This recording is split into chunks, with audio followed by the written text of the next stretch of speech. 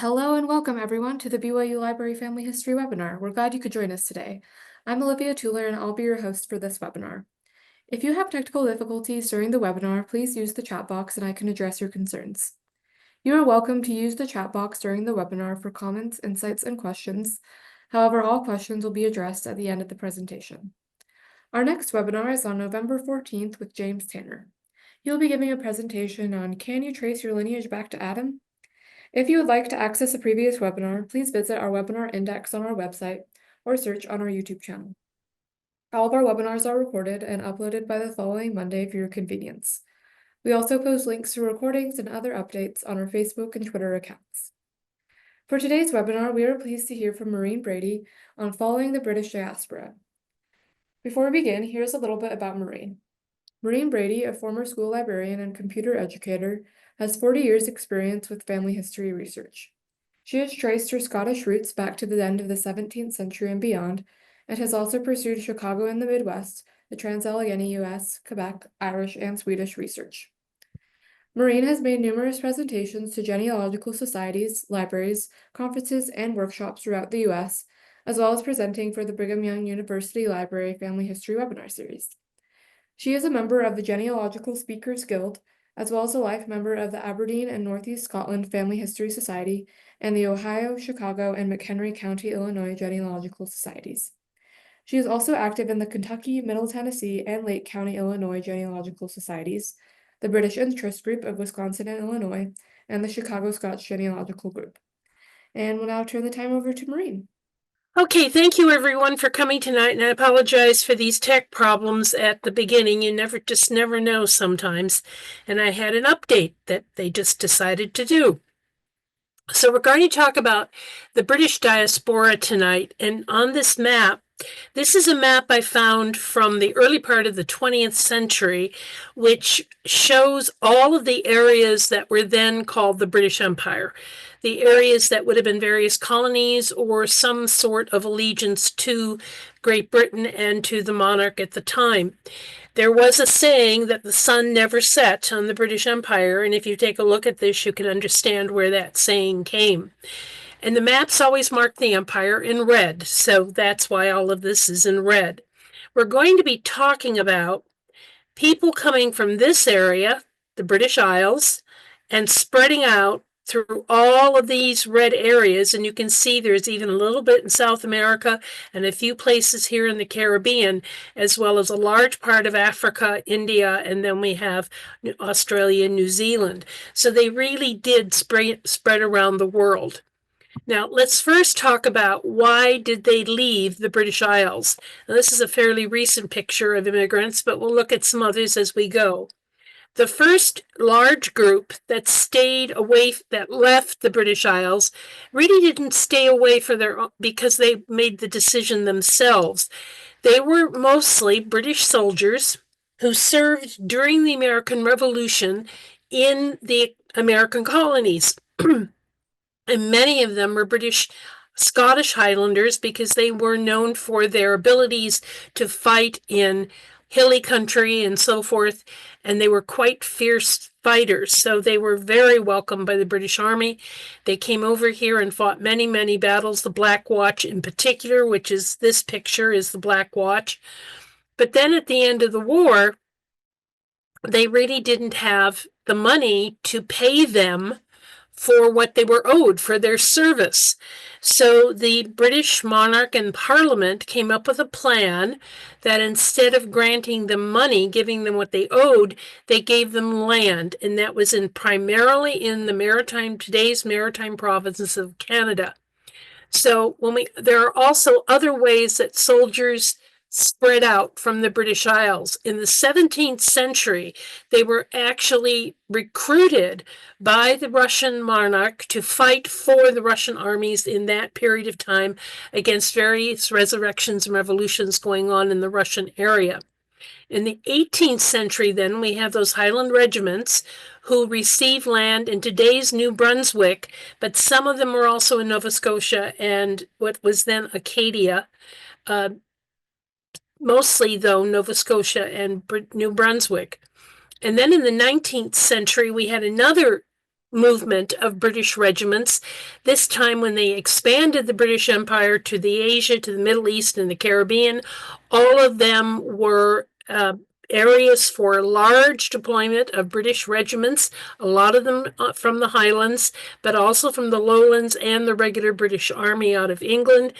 And a lot of them then stayed at the end of their enlistments, or when the particular war was ended, again, they saw opportunity or they were given some land or some sort of a grant to stay. So the soldiers were the first group that really began to spread out around the world into what we then called the British Empire.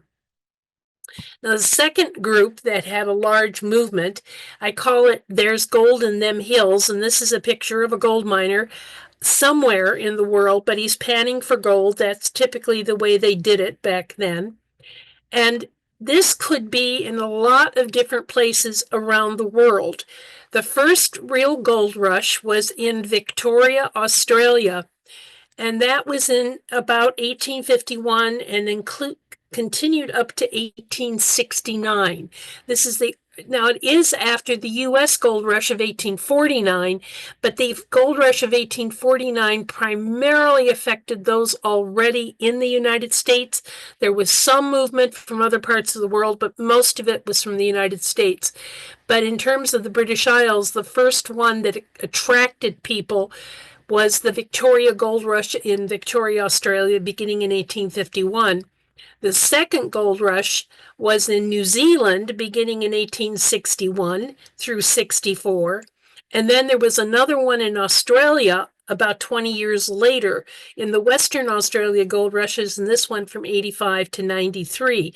So you see we have a period from 1851 through 1893 where there was gold being found and attracting those that wanted to see whether they could make themselves rich from all the way over to Australia and New Zealand. So we aren't just talking convicts of the earlier period. These would now be regular settlers who then fanned out to the gold country. Then in 1886, gold was discovered in South Africa. So now we are moving down into the southern end of Africa, and we now have not just Australia and New Zealand where the ships are going to, but now South Africa. And then finally, in 1896, 10 years later, the last major gold rush was in the Klondike, which was on the border between Canada and Alaska. Many of them went through Seattle and San Francisco to get up to the gold rush country, or a lot of them then would have gone up through the Northwest Territories of Canada. But these are the main periods. It's roughly 50 years when there was movement from the British Isles to the various gold areas around the world. Then we also had business opportunities in North America and the Caribbean. This picture up here is from Quebec. It is a general store in Quebec run by a Scottish merchant. If you see up here, it says W. Phillip.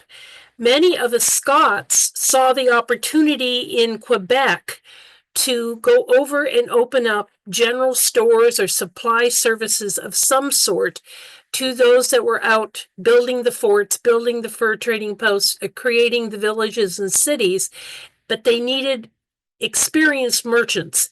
And the Scots were experienced merchants, and they saw an opportunity here to create an opportunity for themselves in a new area where often they would be the only merchant. In a sense, they would have a monopoly.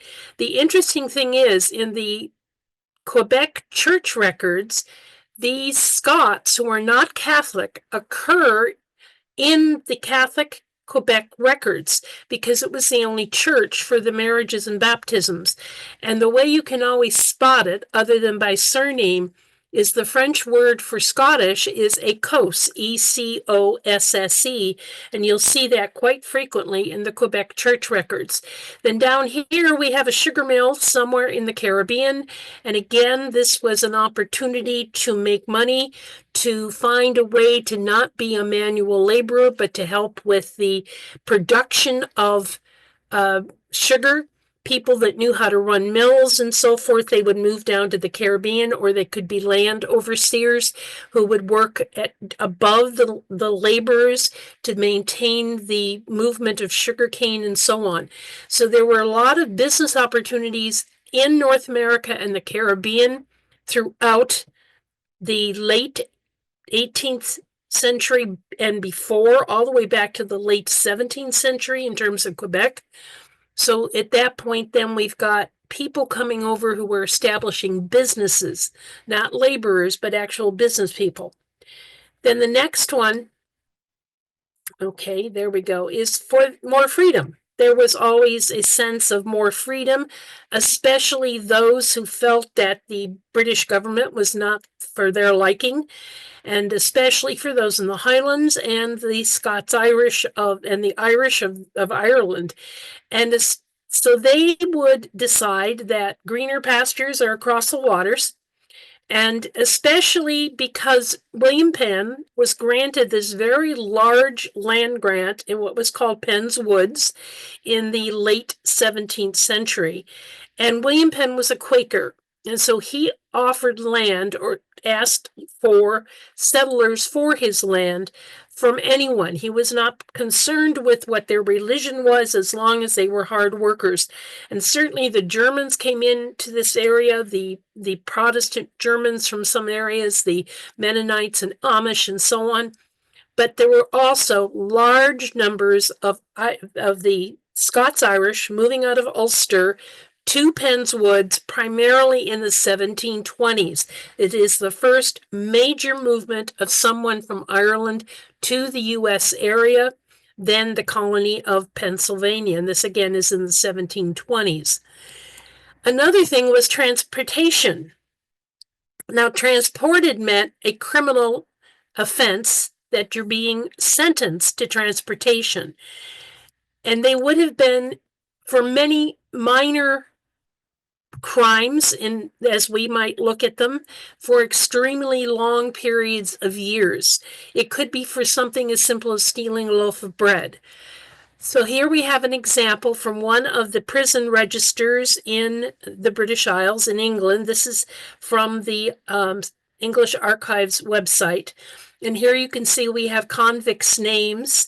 One of them is actually crossed out with no explanation. And then we can see the name of the ship, and or rather where the court met and what county, and then the date of the sentence. So you can see these are all from the 1780s. And then here's the transportation sentence. So they were transported for 7 years, 14 years, 7, and so on. 7 and 14 being the usual amount. Most of these transportation sentences were to be served in Australia or New Zealand. In some cases, the Caribbean, and the whole thing was they served their 7 years, and then they were not offered any way to get back to England or Scotland or Ireland, and so they simply stayed where they had been serving their sentence. During their transportation years, they were basically unpaid laborers of various sorts, but that's how they would have gotten to Australia, New Zealand, etc. In Australia, they actually have a lineage society for those who can work their way back to one of these convicts who was transported for a crime. Then we have following the Laird.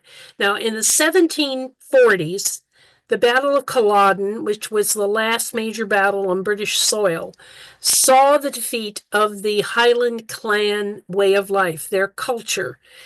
Most of the clan chiefs either lost their own lives or the lives of the majority of their clan members, and it was very, very difficult then to subsist in the glens, especially of the northwest rather.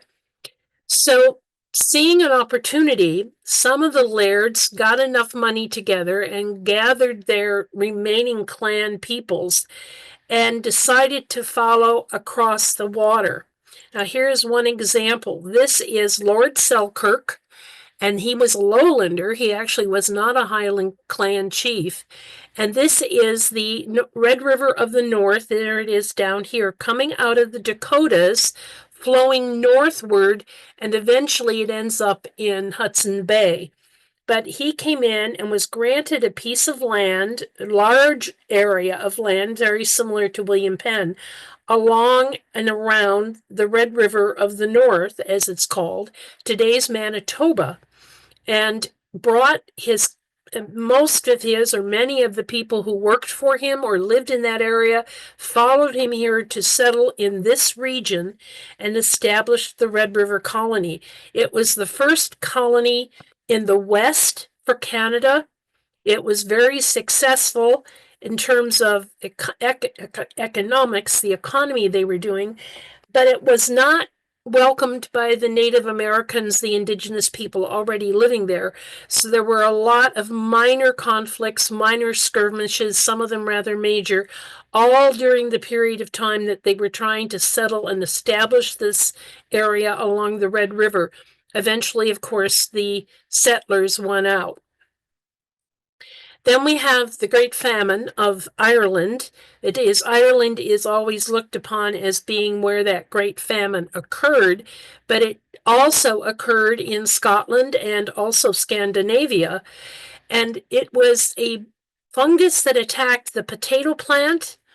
And in 1846 and 47, it literally destroyed the potato crop in Ireland, mostly northern Scotland. And what that meant, particularly to the Irish, was their main source of food. Now, they ate some fish caught in the rivers or from the sea, but their main food was potatoes. I once was at a presentation by someone from the Ulster Foundation, and they noted that in that day, in the middle 1840s, a working Irishman running a small farm would have eaten 14 pounds of potatoes each day. Now that seems like a lot of potatoes, but it was also their main source of nutrition and food, and actually potatoes gave them all the nutrition they needed, and they were some of the strongest and hardest working men of Europe. But when that potato crop failed and Parliament was reluctant to, or not very much on the ball to give them aid, a lot of them left Ireland, those that survived, and came to primarily British North America, i.e. United States and Canada. And this is a picture from a book that is published on the Great Famine. And this is a scene at Skibbereen, which is in the far southwest corner of Ireland, down in Kerry. But this would have been typical of the time after that potato crop failed. And it didn't fail for 1 year. It was 46, 47, 48, 49. And then it started to get back better in about 1850. And then there was just employment. There were recruiters in the British Isles who were recruiting skilled workers to work in various parts of that growing empire, because they were skilled workers in a field that was beginning to open up in some other part. Now, that includes the United States at this point. So here we have a group of tea merchants in Ceylon. They have gathered for their afternoon tea in this picture, according to the caption. But many Scots were recruited to Ceylon in India to either oversee the natives working those plantations, or in some cases were hired as managers to be the live-on site manager for an absentee landlord back in England or Scotland. This was very common during this period of time. And then another one that's very common are the skilled granite cutters and monument makers and stonemasons that were out of Scotland. And they were recruited to many parts of the world, but especially to the United States, to Vermont. And this is a picture of one of those quarries in Vermont. And this is all in the 19th century, latter half primarily. So this is from Family Search, and they put together based on, I'm not sure where their figures came from, but taking a look at the Scottish populations around the world in the latter part of the 20th century. And we see that the majority are living in Scotland, but take a look, almost as many are living in the United States, people that consider themselves of Scottish ancestry. There are 4.7 million in Canada, 1.8 in Australia, 100,000 in Argentina, and 26,000 in New Zealand. So that is a good picture of how worldwide this spread from the British Isles became and is still very prevalent. You can see the evidence even today. So there's where they went. That's why they went. Well, let's look for the clues. How do we know someone in our family who disappears out of the records or we have difficulty finding them? How do we find the clues that tell us, well, the reason we can't find them is they're no longer in the British Isles? One of the first places is monumental inscriptions and memorial stones. This is especially true in Scotland. I've seen some also in England and Ireland, where there will be, along with other inscriptions on the stone, there will be a note that someone in the family died in some far-flung part of the empire. Or obituaries. Sometimes, even though they may have died in Australia or New Zealand or somewhere in Ontario, the family is still at home. The parents are still at home, perhaps the brothers and sisters and grandparents. And so the local newspaper will have a little bit of a death notice that such and such member of the family has received word that their relative has passed away in another part of the world. Newspaper articles themselves will sometimes give you indication that someone is somewhere else in the world. Some indication maybe that a letter was received from John in New Zealand or something like that. Sometimes the civil registration entries can give you the clue. The informant. Usually the informant has to give their address, and if there's enough warning for a death, or they've come over for a family marriage, they could have been a witness for that, or even a birth, they could be the informant with their signature and their address. So you take a look for those addresses and see if there's an indication for some of them that they are not living in the British Isles, but they are living in some other part of the world. I've not seen many, but I have seen some. And I should also say census returns will sometimes show that a family, let's say in Scotland, has been living in Scotland, and then you take a look at child number 4 or 5, and it says United States, and then the last part of the family have all been born back in Scotland again, which indicates that perhaps they tried to go to the United States, it didn't work out, they went home, or something along those lines. Social media. I would suggest, if you are not already using it for genealogical purposes, almost every society I know of, both here in the United States and Canada and in the British Isles, has a social media platform, at least on Facebook. And you'll find queries on there from all parts of the world for all these family members. And if you really follow them and read them carefully, you may suddenly find a clue as to where one branch of your family went. That has happened to me a few times. Family resources, taking a look at what's in the Bibles, the letters, the stories, the photographs, whatever you may find amongst your family resources in the drawers and in the boxes and in the trunks and so on, that could give you clues to another part of the world. And sometimes it just gives you a hint, such as the word Aberdeen, that so-and-so is in Aberdeen. Well, that could be Aberdeen, Scotland, but it could also be one of 15 other Aberdeens around the world, all in former parts of the British Empire. There's one in Washington State, there's one in Western Australia, and so forth. So be careful that you don't make assumptions as to where a location might be in terms of a country. Do some research, find out how many places that exists with that name. And then finally, online family trees, both Ancestry, MyHeritage, Family Search, especially those three, will have sometimes have some excellent clues as to, oh my goodness, this uncle suddenly up and moved to New Zealand, or his son went to New Zealand, or something of that sort. So let's look at some examples of the things I've just discussed. So taking a look at Manitoba as the place of the actual residence later on, we have William Washburn Duncan, who was born in Nig, Kincardine, Scotland in June of 1846.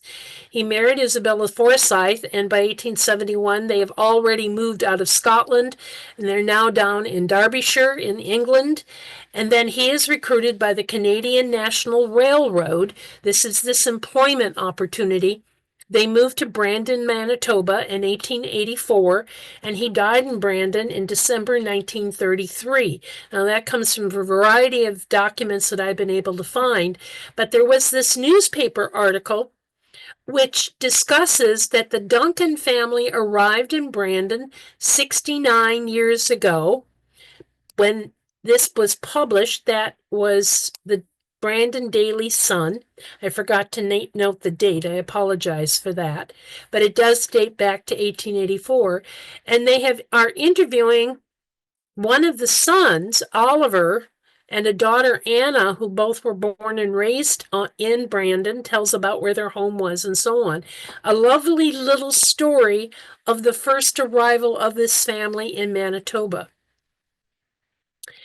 Then in New Zealand, this is from the Annals of the Free Church of Scotland. One of my great something uncles was a minister of the church, the Presbyterian Church, and subsequently of the Free Church of Scotland. And they have a biographical dictionary of all of their ministers called the Annals of the Free Church. And here's the note that Joshua Macintosh was born at Marnock, studied at the University and Free Church Divinity Hall, Aberdeen, ordained in 1858, resigned in 1867, and went to New Zealand where he died. It's the clue. He went to New Zealand. Now, what do we do about that? Well, at one point in time, there wasn't a lot of things online or even microfilmed for New Zealand, but I did follow up on online family trees, and eventually I found one where the poster was in New Zealand. And we worked together and just exchanged information, and I was actually able to help her with one of her lines. And she asked me if there was something she could do to help me. And so I asked her about Joshua Macintosh and thought maybe she could find, what would I look for in New Zealand and so forth. Well, as it happened, this cousin of mine worked for the Presbyterian Church in New Zealand. And she went to their records and found this picture of Joshua. And he was there early enough that he was establishing Presbyterian congregations around the coastline of the South Island of New Zealand. This is one of the churches that he founded. This is a rather stern-looking picture of him, certainly. And there was actually a biography of Joshua Macintosh. And from that biography, this is only a portion of it, but it says that in early February 1870, he was assigned to establish another church. He was taking a boat called the Charles Edward, which was going to go down the west coast, but that sank in Martin's Bay. Note the date, February 1870, and destroyed most of the property belonging to Mr. Macintosh. Now, here's the interesting part. All on board got safely to land, though not without some difficulty. Mrs. Macintosh, especially, had good reason to remember the occurrence. On the bleak shore, with no woman or other person possessed of even a smattering of medical skill present, she gave birth to a daughter who was called after the district Martinette Percy Whitworth. So I not only know where Martinette Percy Whitworth was born, I have the month and year from this article. So you get a lot of things from very different kinds of places, and you just have to have yourself open to the possibility of checking all kinds of things, not just the standard, what we would normally look at. Looking at India, in an obituary, Job Kirkland was a sergeant in the 74th Highlanders, and his obituary in the Aberdeen Weekly Journal of 4 March 1899 had this quote, "Again did service in India," which indicates he was probably in India at least 2 times.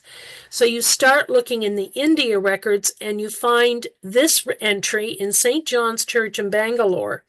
His children, Job Holmesdale Kirkland and Jane Kirkland, twins, were born and baptized on the ship Holmesdale en route to India, but their baptism was recorded in the register of St. John's Church, noting that the baptism was on 12th July on board the ship and that the captain was the one who baptized them. So this obituary, very short obituary in the Aberdeen paper, led to this register of St. John's in Bangalore, which gave the information about these twins being born en route. Taking a look further east to Shanghai, there is a memorial stone in Nig, Kingarten, that Elspeth Morris, wife of Thomas Morris, died in Shanghai on the 23rd of August, 1859, and she was aged 28. In the Shanghai records, there's Old and New Cemetery Shanghai records, also online. It's noted that Elspeth was buried on the 24th of August. So she died on the 23rd, buried on the 24th. Her husband returned to Aberdeen, and by 1860, less than a year, he's already in Aberdeen and eventually remarries. Then we have the Caribbean. This is again a memorial stone in Nig. This is a little parish just to the south of Aberdeen across the River Dee. William, the eldest, died at Port of Spain, Trinidad, West Indies. He was a shipmaster on the 6th of March, 1896, age 58 years. So now we have a date that we can go explore in the Trinidad records, which so far are not fully online, so we've not yet found this death. We also found this one, memorial stone in Ortewell, Banff, Alexander Gordon. Now this is on a family stone with about 5 other names on it, all of whom are buried in that lair, in that spot, but they also memorialize their son Alexander, who died in Tobago in 1845, age 36. And again, the Tobago records aren't fully online yet. But these are 2 stones, one in Nig, one in Ortewell. At least in the Northeast, we find a lot of these references to those who were either in the merchant service or who then emigrated to some other part of the empire. Speaking of the mariners, there is this death certificate for a Jemima Falconer, and she's the daughter of James Falconer, a seaman, merchant service, who is deceased. Now, this is a child. She's only a few years old, and yet her father is already deceased. There's her mother and so on. And the mother is the witness.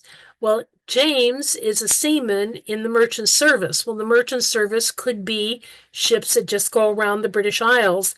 But if you search further afield, remembering that entire empire that Britain was part of and where these merchant service ships could go, and doing a little bit of searching, I found this death record, it's actually a burial record of Saint Germain Church in Quebec in 1897, just prior to that little girl's death. And it's all in French, but it is referencing James Falconer, who's 29 years of age. There's a witness of a Captain Nicholas Mearns, and there's some other little scribbles there of the witnesses of the burial. And if you go through this whole thing, you'll see that he is on board of a ship and so on and so forth. The note of his death is on his daughter's death certificate in Scotland, but you go further afield, this seaman, and here he is dying in Quebec that same year. And then there's letters. I was referencing letters and Bibles and so forth.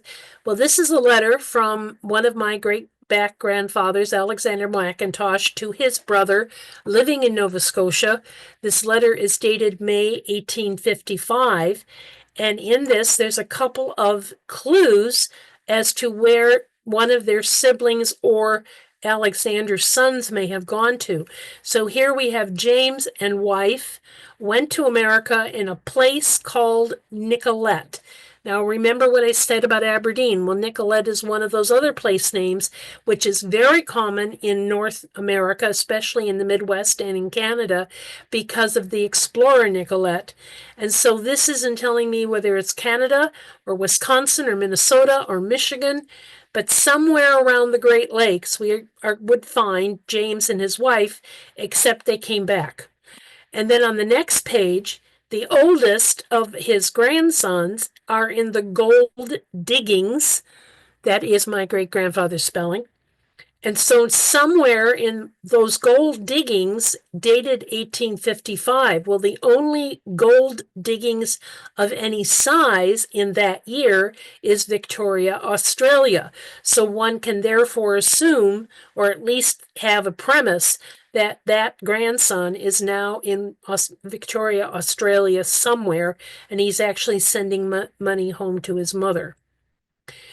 So taking a look at this British Empire map, all of the green stars are representative of someone from my greater family, direct line or the broader group of them, who moved from Scotland, England, or Ireland and settled wherever these green stars are. This is one family and only the ones I've so far been able to trace. But you can see we actually have British Columbia, there's Manitoba, there's Nova Scotia, there's Trinidad and Tobago, and you can kind of infer the rest of these. One family's dispersion from the British Isles down throughout that British Empire. So let's take a look at websites. Cindy's List is first. Cindy's List is free, and it is an attempt by Cindy and her helpers to put together a master list of all of the genealogical websites online. And because we are working with the British Isles, you have to go with United Kingdom if you're talking about England, Wales, Scotland, or Ireland, or the C for Caribbean, and then you can work from there. Well, as an example, this one is from the West Indies, Caribbean West Indies, and under census, cemeteries, land, and so on. That's the big category. You can see we have something at Ancestry.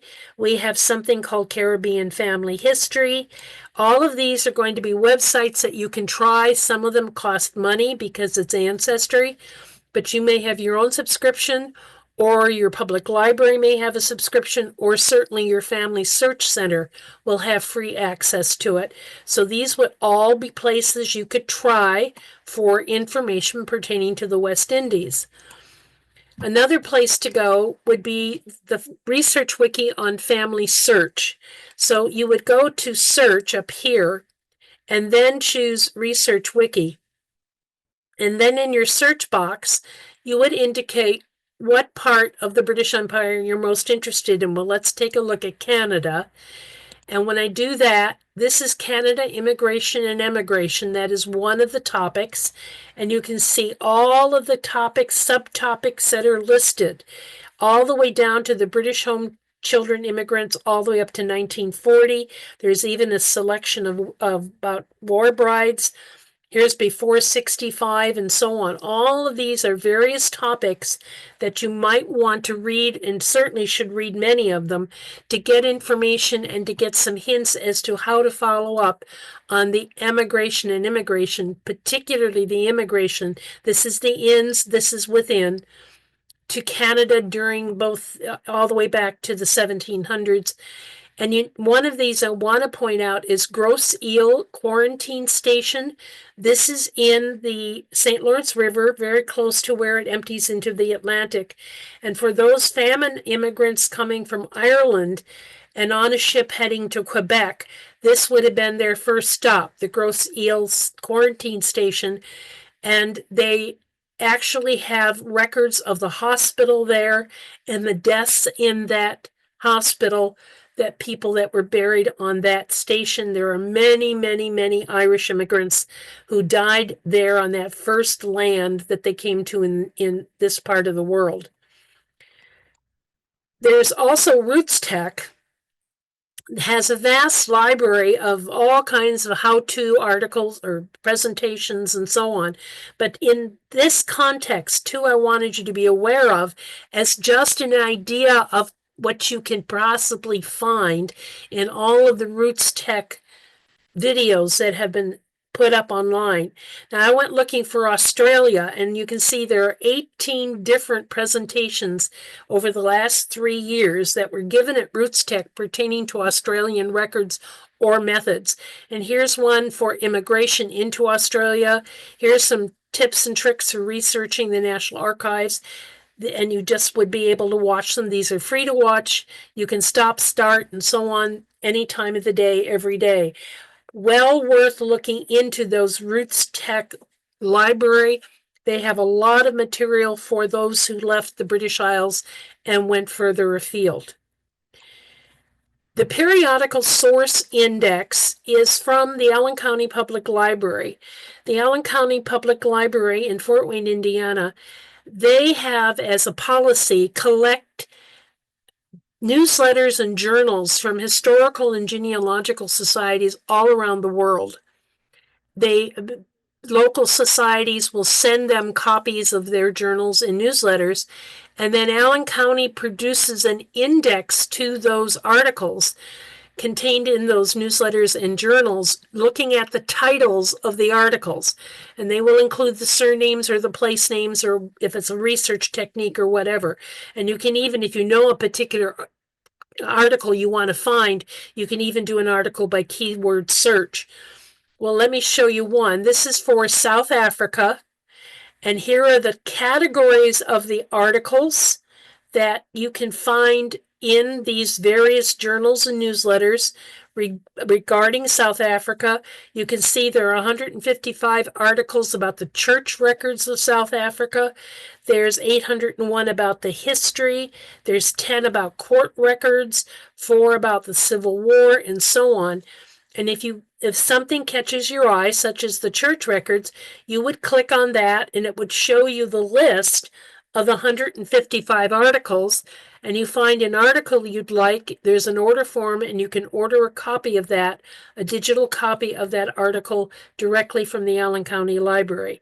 A vast source for all sorts of things all around the world, certainly not just the British diaspora, but for any part of our research. And this is the periodical source index, and the URL is in your handout. And then the more commonly known sites, other than Family Search, Ancestry, Find My Past, and My Heritage. Find My Past is especially good for military records to find the information about those that may have served in any British regiment at any point back to the 1600s, all the way up to World Wars I and II. In Find My Past, I have found for my back great-grandfather, I think it's my third, not only do I have a reference to his birth date on his discharge paper in 1817, but I found the British chaplain's record of the birth of his son, my second great-grandfather, in 1817 as well. That was on Find My Past. All 3 of these are subscription sites, which cost money.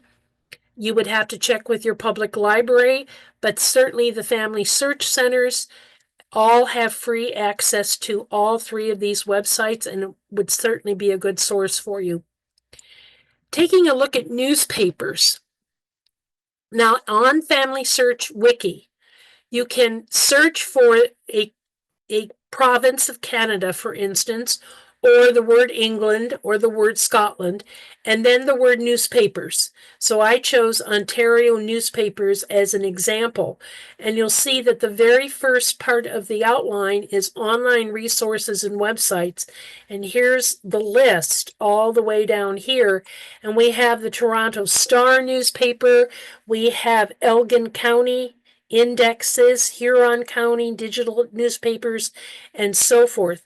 There are so many different newspapers in Canada, and there is no one source for the Canadian newspapers. It is very much by province.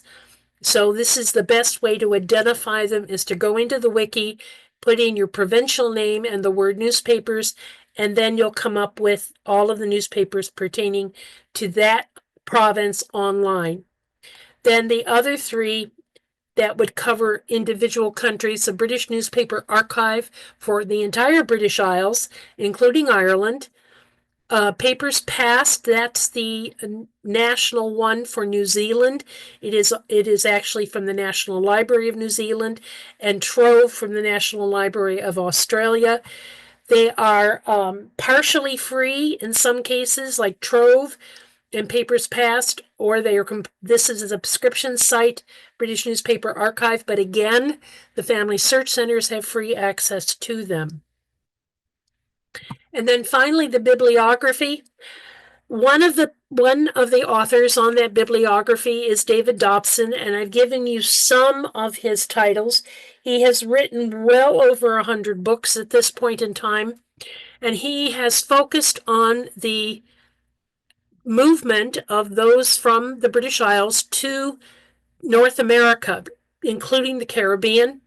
This is one of the books, Irish Immigrants in North America, parts 1, 2, and 3 in one book. Some of these are been digitized and are online in the Family Search Books digital library under Search Books. Some of them are on Ancestry, and if you're going to go to Ancestry, go to the card catalog and do a search for David Dobson in the card catalog, and you'll find a list of all of his books that Ancestry has digitized. I gave you some of the books in your handout just to give you a taste of things that Mr. Dobson has put together.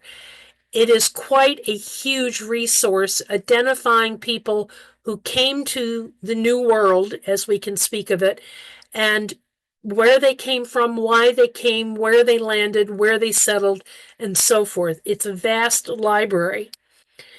And then a history book, which I think is very interesting and also very useful in terms of giving you a background, is Albion Seed. This was published in the early 1990s, and it is taking a look at the 4 British folkways of North America, primarily the United States, where he's taking a look at New England, the Quakers of Pennsylvania, the Cavaliers of Virginia, and the Scots-Irish. And he looks at where they came from in the British Isles primarily, and then he talks about their culture and their mores, their society, and gives you lots of clues as to where you might look for more information about them. I cannot more highly recommend any book than Albion Seed to give you a background of what it meant to move from the British Isles to then the newly discovered and newly being settled British America, the North American colonies. Here's an example of one of those maps that he's talking about. This is the Cavaliers of Virginia, and all of these gray counties are where they came from. And the communities are here, and all of those communities in England have a parish named after them in Virginia. So you can see that if you're in a particular Virginia parish, check to see if that name is a community or parish in England in one of these counties, and you may have found the homeland of the person you're following in Virginia. He's done the same for the Quakers and all of those in New England, as well as the Scots-Irish. Another book I feel you should read, especially if you're looking for Highlanders, you're looking for people that you can get back to maybe the 1820s, 1800, and then they just simply disappear going backwards, and especially if coming forward, it might say they were from Caithness or from Sutherland or Ross and Cromarty or some area like that. There is a possibility that they were forced out of their home area by something called the Highland clearances. I'm not going to go into this in great detail, but it was an effort of absentee landlords, primarily English, forcing out the natives who lived in the northwest of Scotland to make room for sheep. And some of them ended up on ships and were shipped to wherever that ship was going to. It might have been Australia, it might have been Canada, it might have been the British colonies in today's United States, or they planted them in a village with a skill that they had no idea how to do. There's a lot of different ways that people suddenly appear, and then you can't figure out where they came from. And then one possibility, and I will emphasize this is one possibility, the Highland clearances from about 1780 to 1820. So enjoy the journey. I gave you a lot of information in your handout, a lot of websites to check, but please check all of the bibliographic material I gave you. They will all help you on this quest. And be sure you're not overlooking the importance of things like newspaper articles, not just the obituaries and death notices. You saw the one I found for Brandon, Manitoba. So think about not just the usual, but go outside the box and think about other places where you might find a clue that they were from someplace, they went somewhere else other than the British Isles. So with that, I'm going to stop share. Well, maybe I'll leave it on and take a look at what's in chat. And that's the handout. Any questions at this point? Yeah, this has been fun. I found a tea manager in Ceylon, for instance, today's Sri Lanka, and I found birth records for his family, and the record is in 4 different languages. It's in English, and then 3 of the indigenous languages of Ceylon. And it was really there were quite interesting documents to look at. Certainly it's easy to use because there's English, but the other parts of it are really quite interesting. And some of the names that the English and Scottish settlers chose to give their children were indigenous names. So they don't go with the MacDonalds and MacLeods and the Smiths. They look rather interesting. That's just from one part of this. I showed you the map. I have family now that I'm searching all over the world. Well, I'm going to stop share and get back to you. So having no questions, oh, I see something else in chat. Thank you very much. A right, I appreciate that. So I think we're done, Olivia. Oh, we just got one question from Oh. Patrick. He says, great presentation. I was wondering, is 1840 far enough back for Irish lines?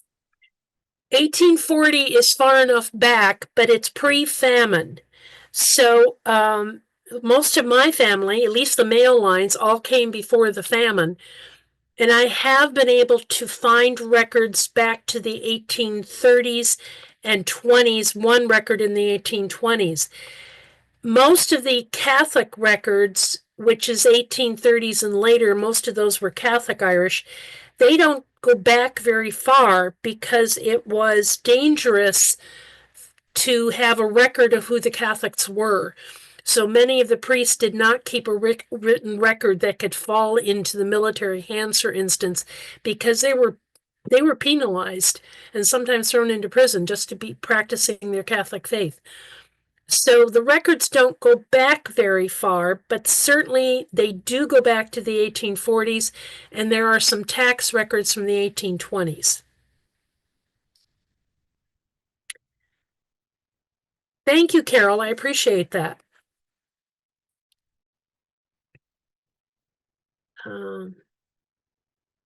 Let's see. I hope that answers Patrick's question about the Irish. If not, put another note in chat.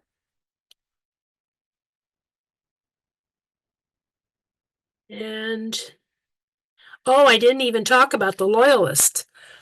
The Loyalists were early U.S. British North America colonial settlers who settled primarily in New York and New England. There were some further south, but most of them are New York and New England. And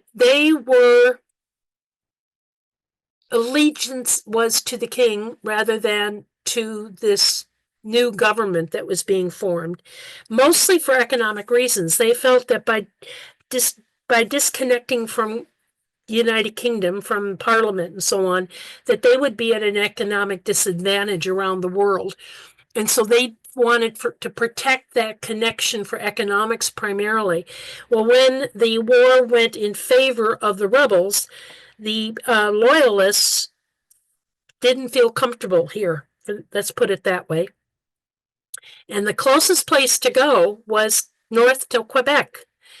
And there was also, if they got to Quebec, most of them were granted either funds, money, or in most cases, land, mostly in today's Ontario, as compensation for giving up everything they had owned in the 13 colonies. And so there is actually an organization called the United Loyalists of Canada. They have excellent online indexes to help you research that line. So if you have family, New England and New York, and especially along the Hudson River area, that suddenly disappear after the Revolution, then I would suggest you look up in Canadian Loyalist records. There are some excellent sites for that. And I should have included it, but I didn't quite think of them as Diaspora. I apologize for that. I should have thought of it. Anything else? I don't think I see anything else. So thank you, Olivia. Yes, thank you so much, Maureen. We'll go ahead and close.